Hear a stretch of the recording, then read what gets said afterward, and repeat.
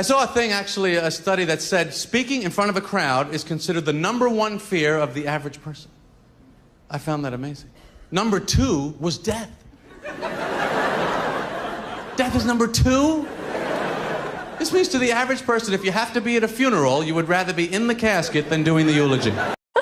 I love that. That's great. That's great. Like Jerry Seinfeld said, a majority of people are terrified of public speaking, but it's one of those essential skills you need throughout life. But it doesn't always have to be scary, and Jennifer Wallace has a bunch of great tips in her new article for Glamour magazine. Jennifer joins us on set. This is so interesting. You write about this small pilot study at Harvard that showed people would rather endure pain than give a speech. Yes, so the researchers were looking at what would we prefer, physical pain or the pain of having to perform in front of an audience.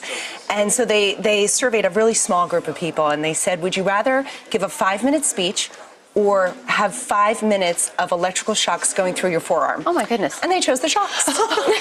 You have a lot of good tips in your article about overcoming the fear, and one that I think is really helpful and interesting is that you suggest interacting with the audience before you give the speech. How does that help? Right, so if you think about your speech as a conversation instead of a lecture, you'll be freer and you'll use your normal voice. So if you're giving a small presentation or a pitch meeting, try to get there early and greet people at the door, start the conversation going, and just continue the conversation as you begin your presentation. And you'll use your same tone. You'll be more like yourself, which is really key to any successful presentation. You also say there is an upside to feeling anxious? Yes. So this is growing research is suggesting that if you can harness your anxiety and look at it as energy instead, it actually will help your performance. One study up at Harvard Business School asked 140 people to give a speech. Half the group, they told them to calm down, the traditional advice, calm down before your speech.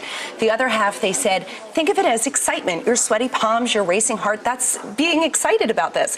And it sort of put them in a growth mindset, and they performed better, according to the judges. So it's more mental in terms of how you it's approach all it. mental, yes. All right. And so how about in terms of memorizing your speech? Should you memorize the whole thing, just parts of it, key bullet points? Right. So one of my tips is to memorize the first 30 seconds, which is really the hardest part for anyone, the start. It'll keep you on autopilot when you're your most nervous, and it will build a confidence that you'll see through the rest of your speech. You also say to pause a lot, and someone who's known for doing this is none other than President Obama. Let's go ahead and listen. A little bit later, you're going to hear from a guy who I hear has been talking about launching a potential political career.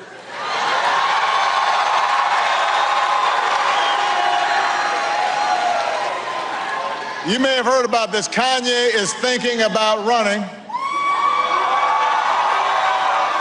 for Speaker of the House.